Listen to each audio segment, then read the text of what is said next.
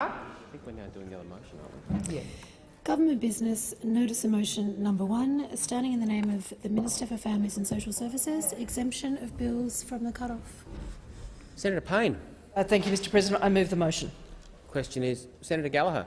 Thank you, Mr President. Look, I just rise to speak briefly on this motion. I note that the government is seeking to exempt 20 bills from the cut-off, and the opposition is seeking to assist the government with what appears to be a mismanagement of their program, largely, that we've got this last-minute rush of bills coming before the chamber, and I think you'll find our preparedness to cooperate is quite reasonable. There is one bill on that list of 20 bills, the Social Security Administration Amendment Continuation of Cashless Welfare Bill 2020, that the opposition does not support.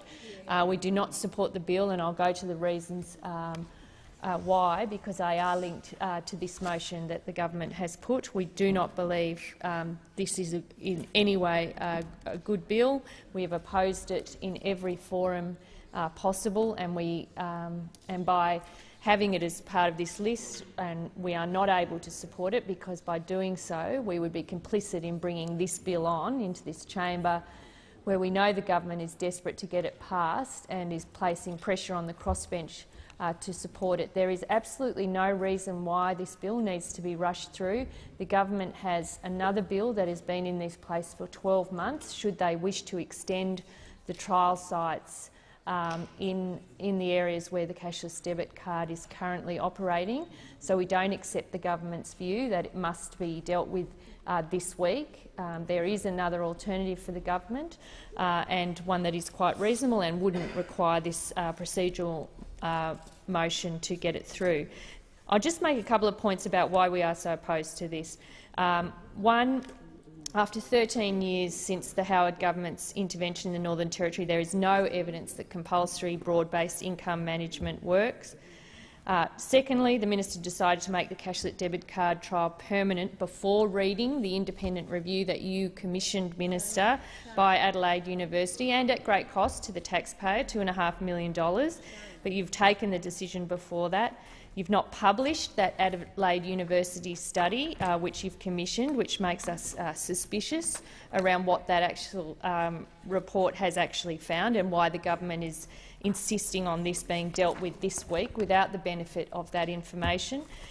The proposal is racially discriminatory, as has been widely understood through the various forums where this is being investigated. Approximately 68% of the people impacted by this bill are First Nations Australians, and the government has failed to adequately consult affected communities, especially First Nations communities. We are very concerned at this. It's a very heavy-handed way. A budget, what's being passed off as a budget decision, but that has such significant consequence for so many people. The bill that the government is seeking to exempt is substantially the same as one already on the notice paper, which would allow the continuation of the trial. This second reading on this was adjourned on the 2nd of December 2019. So given that that bill has effectively sat on the notice paper for 12 months without being debated by the government, we see absolutely no reason why this bill needs to be rushed through the Senate this week and accepted from the usual procedural processes that would allow senators to properly review and scrutinise the legislation before it's potentially passed into law.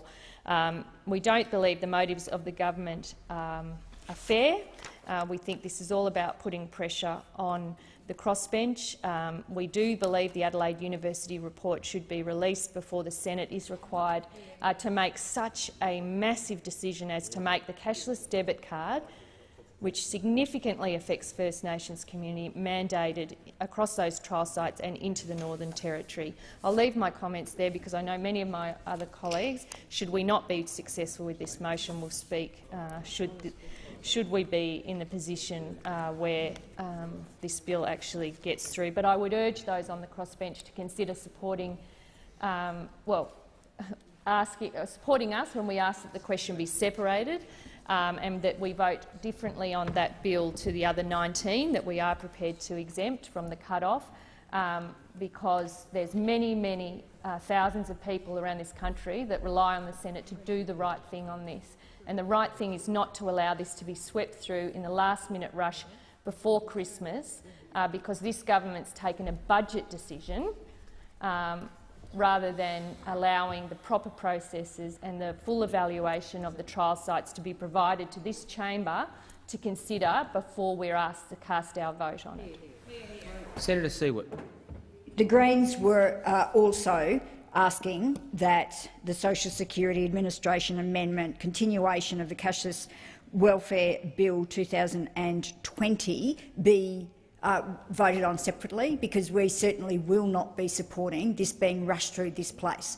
This is a continuation of a punitive, discriminatory approach on income management, which was first foisted onto the Northern Territory, and to make matters worse, continuation of the intervention in 2007 through converting the basics card to the cashless debit card, moving people onto the cashless debit card, but it also entrenches the 4 so-called trial sites, which those of us that have opposed this from the beginning pointed out when the government moved to establish these trials in the first place, that they were never intended as trials.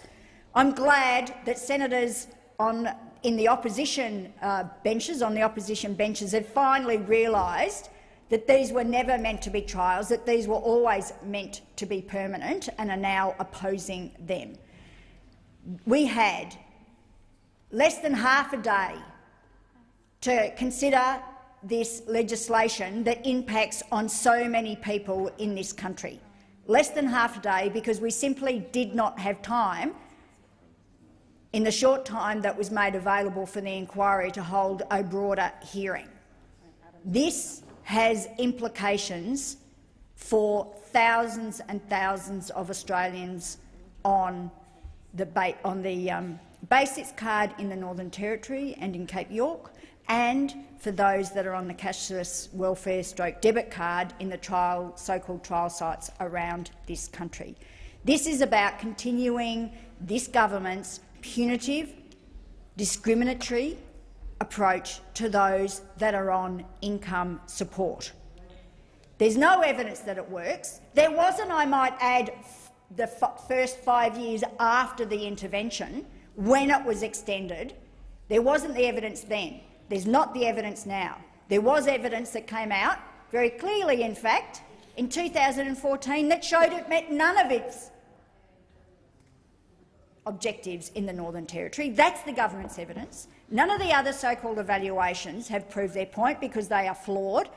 And the government obviously thinks the evaluation, that the next one that they've paid for, isn't going to demonstrate that it works. In fact, the cat was let out of the bag yesterday in The Guardian, where it showed that there's little support for extending the cashless debit card in the goldfields, because it was just that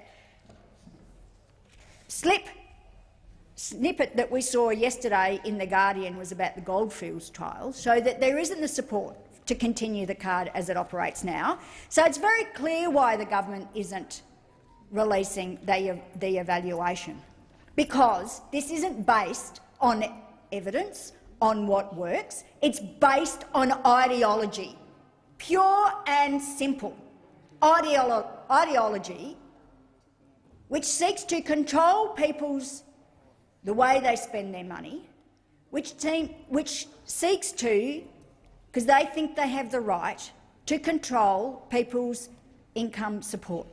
Well, controlling the way that people use their money does not achieve the objectives, because there's workarounds, there's all sorts of things. It has not reduced, and it has not dealt with the underlying causes of drug and alcohol addiction, which the government claims that they are addressing. This is a flawed approach.